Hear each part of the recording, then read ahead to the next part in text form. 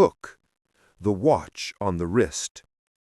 The day the world learned how to end itself began not with the blinding flash of Trinity, but with a cheap Soviet-made wristwatch. It was late August 1945. The war was done. Hiroshima and Nagasaki were ash and phantom shadows. The impossible had been achieved. In a modest, sun-drenched ranch house in Santa Fe, New Mexico, a tall, intense theoretical physicist named Klaus Fuchs was celebrating. He wasn't celebrating the end of the war, though. He was celebrating an impossible failure. Fuchs, a German-born Quaker and émigré, was one of the project's most brilliant minds, a trusted member of the top-secret theoretical division at Los Alamos. He had just finished his post-war leave and was due back at the mountain lab. He was packing his worn leather suitcase and the watch when the phone rang. It was his handler, a Soviet operative known only as Raymond. The delivery, Raymond's voice crackled on the line, was incomplete. Fuchs froze. For 2 years he had been the most successful, most devastating spy in the history of nuclear warfare. He had smuggled out the blueprints for the implosion lens, the precise calculations for the initiator, and the pure, uncut secrets of the plutonium bomb. His data had been flawless. His courier had been reliable. But Raymond was telling him that the vast, complex, multi-billion-dollar project, which employed over 130,000 Americans and was guarded by the combined might of the U.S. military and the FBI, had not been compromised by a flaw in the delivery, but by a flaw in the science itself. "How is that possible?" Fuchs whispered into the receiver, his throat suddenly dry. "Your equations, comrade," Fuchs replied, a cold, metallic flatness in his tone, "are perfect. The Americans are brilliant, but the plutonium, it behaved differently than predicted." Fuchs stared down at the watch on his wrist, a gift from his Soviet comrades, ticking away the seconds toward the next global conflict. The Americans had the bomb. The Soviets were still years away. And in that moment, in that ranch house high in the New Mexican desert, the physicist realized the truth. He was not the greatest threat to the Manhattan Project. The atom itself was. The war was over, but the most dangerous game in history was just beginning. It was a race for a phantom power, played with stolen secrets, imperfect science, and the hidden lives of men and women who held the fate of the world in their hands. The truth of the bomb, the astonishing, terrifying truth, was not just in the physics. It was in the betrayals, the miscalculations, and the ghosts haunting the deserts of the American West. Chapter 1. The General and the Promise. The Man Who Built the Impossible. Leslie Groves was not a scientist. He was an engineer, a man of formidable girth, volcanic temper, and absolute certainty. When he was assigned the command of the Manhattan Engineer District in September 1942, he didn't even know what the project was about. His first briefing in Washington, D.C. was terse. "It is about a new weapon that could end the war," said the general who handed him the file. Groves was a 4-star colonel at the time. He wanted the overseas command, the bloody, glorious fight in Europe or the Pacific. Instead, he was being shunted into a shadowy, civilian-heavy research project with an unpronounceable name, the Metallurgical Laboratory, and a ludicrous goal: harnessing the energy of the atomic nucleus. "Colonel," his superior, General George C. Marshall, had said, looking Groves square in the eye, "this project will either shorten this war by years or cost the United States $1 billion for nothing. If it works, it will be the most important weapon ever devised. You are the only man with the sheer bullheadedness and organizational skill to deliver it." Groves swallowed his pride. he took the file. And in the subsequent days, he performed one of the astonishing feats of wartime management in human history: the land grab and the lie. The scope of the operation was staggering. It wasn't just a lab, it was an industry. Groves needed three things: isolation, for safety and absolute secrecy; power, astronomical amounts of electricity to enrich the fissile material; and water, millions of gallons per day for cooling. His solution became a ghost map of American industry. Oak Ridge, Tennessee, Site X. Groves bought 59,000 acres of farmland. The official cover story, distributed in pamphlet form to confuse locals, was that the new vast complex was producing synthetic ammonia for the war effort. In reality, it was the site of the Y-12 electromagnetic separation plant and the K-25 gaseous diffusion plant, colossal structures designed to separate the barely different isotopes of uranium-235 from uranium-238.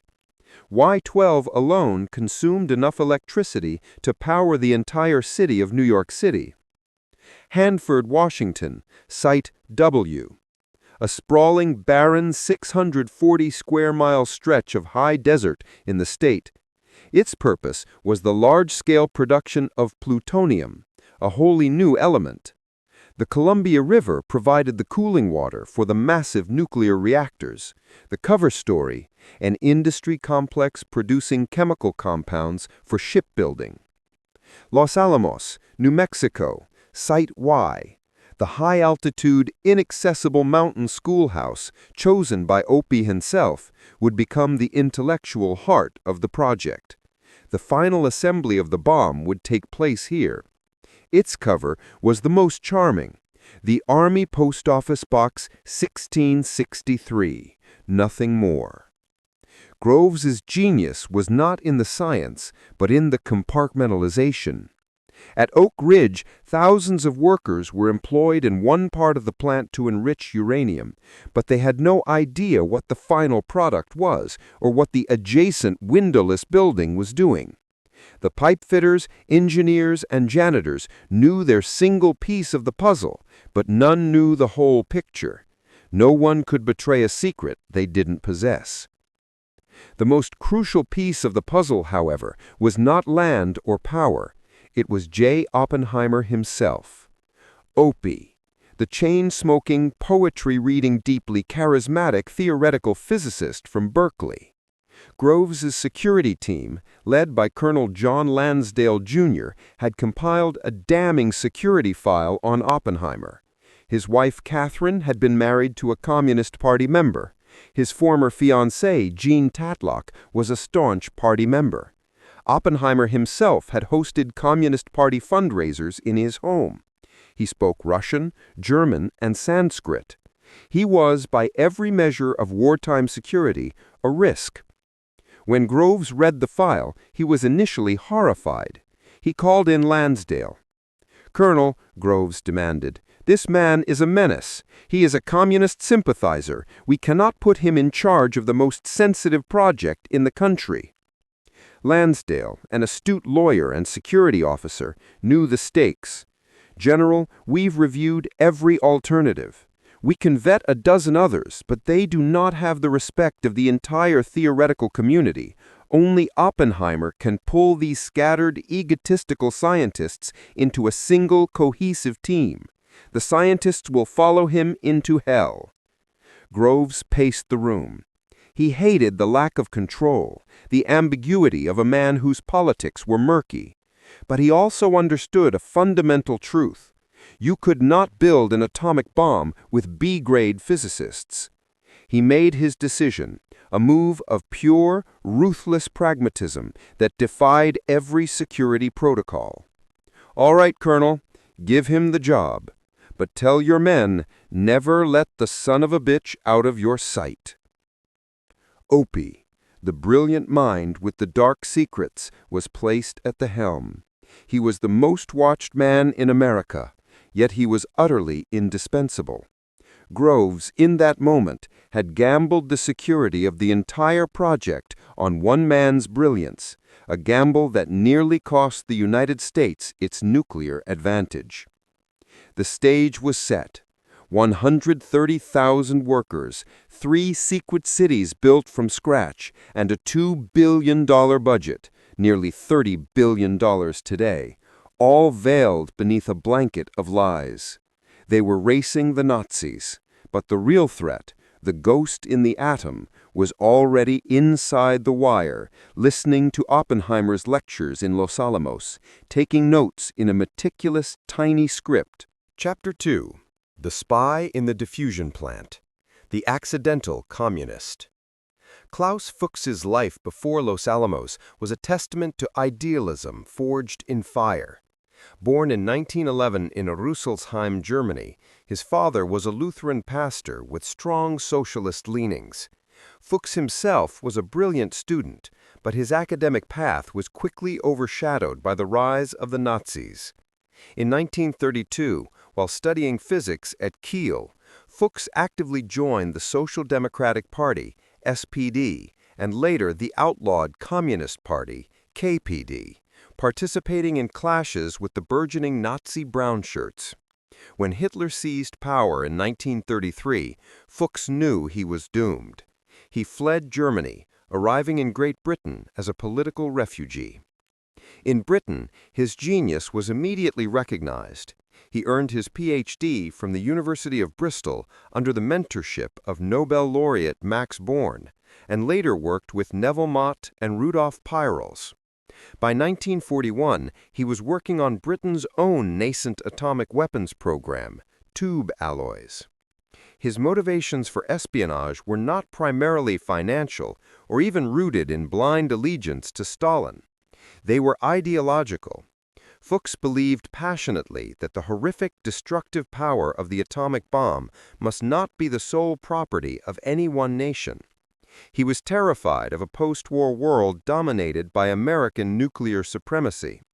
He saw his mission as ensuring a balance of power, a necessary act to force the global powers into a true, peaceful coalition.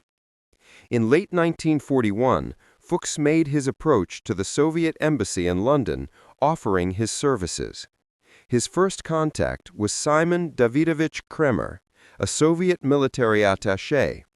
Kremer, astounded by the access and quality of the information Fuchs provided on tube alloys, nicknamed him Rest, meaning the rest, or the remainder, a cryptic reference to his completeness. When the British and American programs merged into the colossal Manhattan Project in 1943, Fuchs was the single most dangerous intelligence asset the Soviets possessed.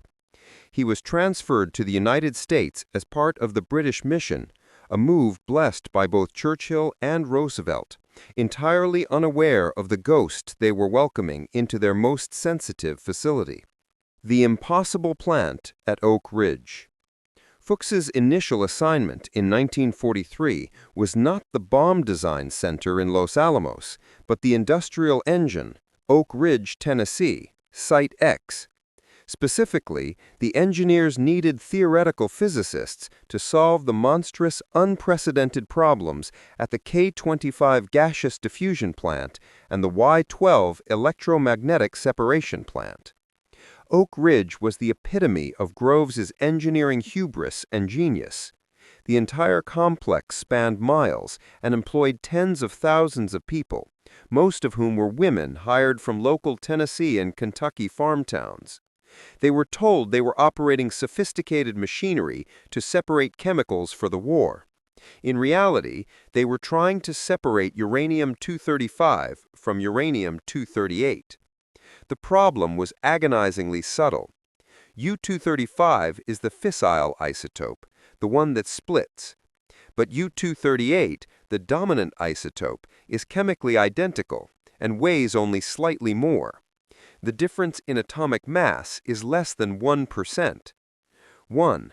The electromagnetic nightmare, Y-12.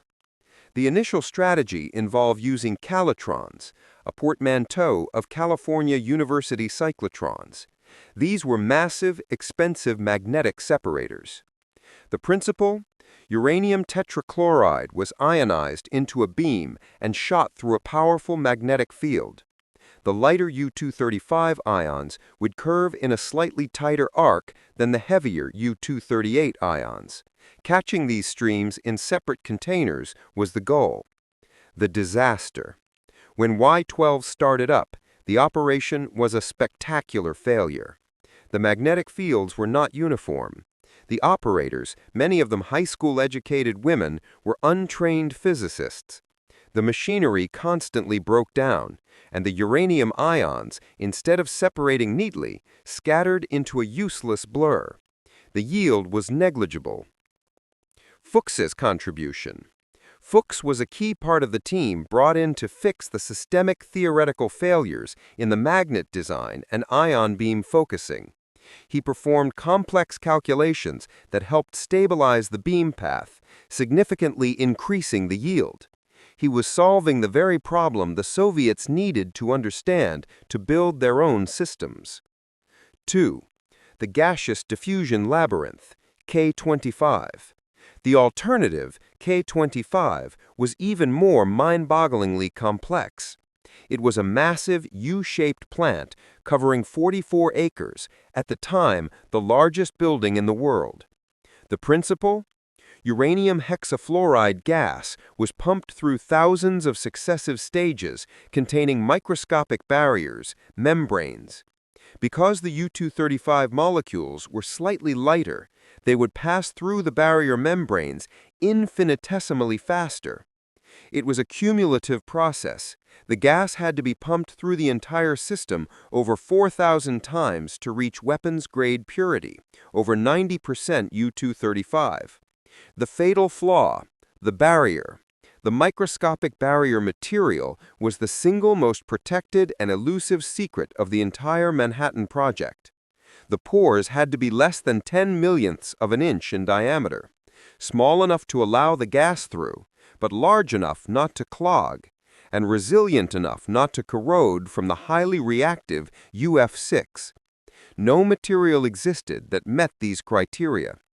Fuchs, working on the thermodynamics of gas flow through these systems, gained intimate knowledge of the entire K25 process, the cascade design, and the immense engineering challenge posed by the barriers. The first drop. It was during his time at Oak Ridge in early 1944 that Fuchs made his first successful espionage contact in the U.S. He traveled to a prearranged drop point in New York City, a street corner near a subway station. His handler was a different man this time, an experienced Soviet intelligence officer named Harry Gold, a skilled courier known as Goose.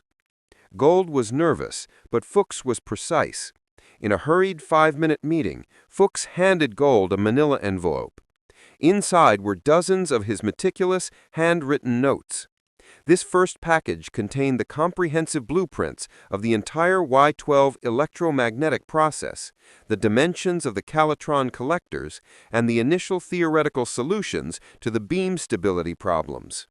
This information was not merely interesting, it saved the Soviet project, led by Igor Kurchatov, at least 2 years of experimental work, at a time when the U.S. was racing toward completion. Fuchs had not only given away the secrets of the most complex industrial operation on the Earth, but he had done so while simultaneously helping the Americans make that very operation successful. He was the ghost in the machine, tirelessly working to build the bomb, even as he ensured its immediate, catastrophic proliferation.